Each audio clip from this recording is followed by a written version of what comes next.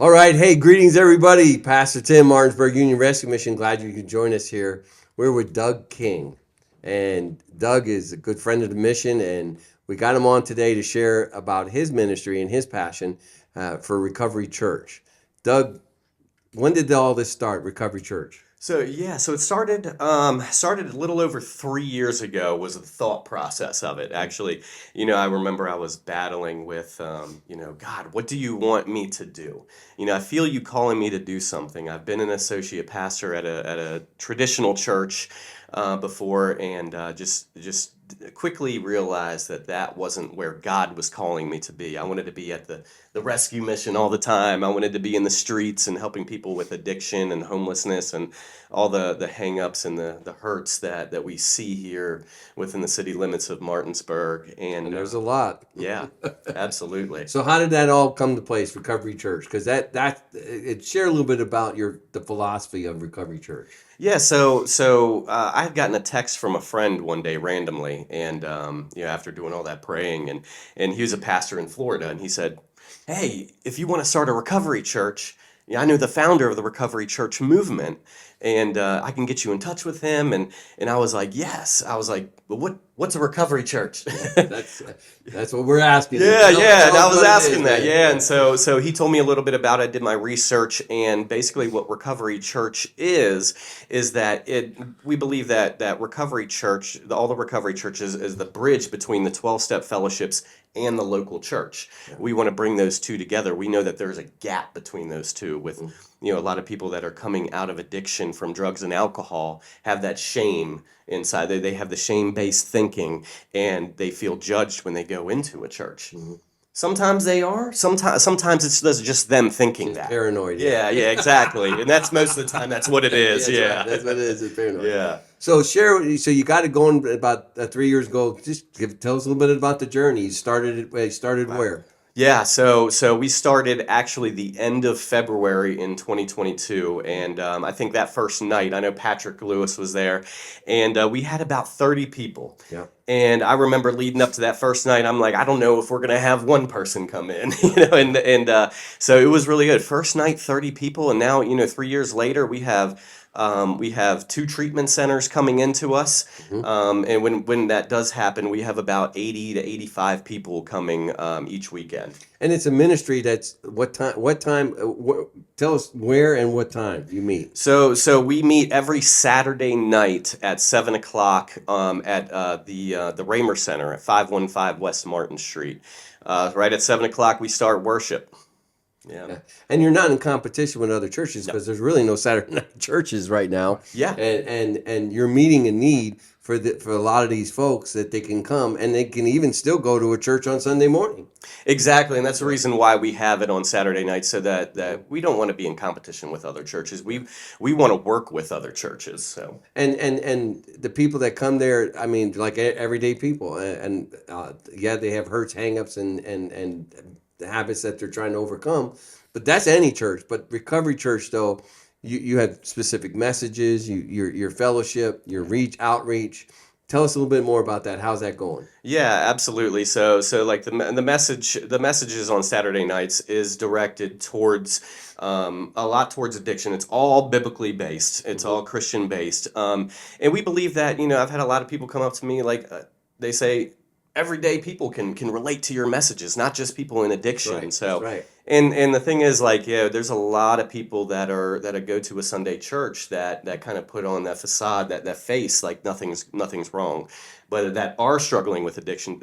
Addiction does not discriminate. That's I right. know. Oh no, Yeah. no. Lawyers, doctors, even Yeah. the higher up people, in society. Everybody, then there's no discrimination in skin, race, Absolutely. economic background. The Exactly. devil's the devil. He goes after everybody. Absolutely, yes, he attacks. That's one thing. The devil don't discriminate. He goes after everybody and anybody. That's right. So you've been doing this for 3 years. Can you share some of the stories? Maybe a story or two. You don't have to give names. You can just say Thomas or Joe or Harry or Bob. Can you share us a story of one or two stories of the blessings? I know I participated in some of the baptisms that you've had. Yes. At Crossroads, we've seen it, and it's just been a blessing. I've seen you take folks coming through the door, struggling, and now they're being healed and they're growing and they're loving the Lord, loving on other people. Share some stories. Yeah, absolutely. So, like I mentioned, the treatment centers they bring in their long-term patients from the program, and there's one individual that comes off the top of my head that I'm very close with. And actually, it was right before they started bringing them to Recovery Church. I actually spoke. There was an event at the treatment center, and I spoke there. And I talked to this individual right after the event, and I told him, I said, "Hey, when you get out, come see me." And when he got out, he came to Recovery Church Martinsburg, and he was doing very, very well in life, and the blessings were just raining down on him. He had a slip up. He relapsed and ended up overdosing. And Rachel and I, we were there at the hospital. We got him taken care of, and then shortly thereafter, there was a lot of hurt in him during that. And shortly thereafter, he got baptized. He was one of the in that first group of baptisms when we were there. I remember that. And man, he is doing so good there, so good in life and in general. And like he's got a great job that he's got. He's doing excellent. He's working on getting his children back right now, which is such a huge blessing. And so it's just just for everybody that understands, it's like you might have bumps in the road. You might have that relapse. It's tough, and I know it'll hurt, but just keep on pushing on. Pick yourself up, dust yourself off, repent, and just get back on that path. You can. If you're not dead, God's not done with you yet. That's right, Yeah. man. So you meet at Raymer School right now, Yes. and what times again? 7:00. So some of your goals going forward, what do you look? What give me one or two of your goals that going forward as a church? You're trying to get a permanent site. Yeah, that's the big one that we're trying to do. That's the big goal right now, is to get our own location, our own building, because we just lease the gym at the Raymer Center, which is great, but we just lease it once a week, one night a week, and to have our own building would be great. We'd be able to do so much more in the community. We can hold groups, we can do Yeah. one-on-one counseling sessions, so on and so Meetings, yeah. forth. Yeah, They're very important. They're Yeah, a lot, yeah. but very much needed. yeah. Well, Doug, and I know you have a fantastic wife.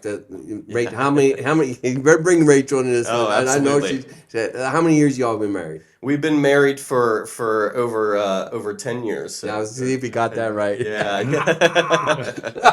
Yes. She's a good woman, and Yeah, so- she's a blessing. She's a wonderful partner for you. She is absolutely. So yeah, actually, this year we got married in 2006. So yeah, we'll be married 9 years this year, and then approaching that decade mark. And yeah, she's awesome. She's the backbone to Recovery Church. So what are you gonna do for the 10th year anniversary? You got to do something. Good question. I'm planning right now. So yeah, that's a Don't milestone. be making no excuses now. Come on, you got some time. Yeah, I gotta You heard plan. him, Rachel. Get him. I got to plan ahead of time for that. Make it.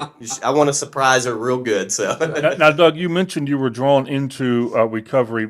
Is there a backstory there as the reason you were pulled into recovery? Or- Yeah. So I right now have 18 and a half years sober. So, with my addiction, my addiction led me to incarceration, and I did a treatment program while I was incarcerated in a jail in Maryland.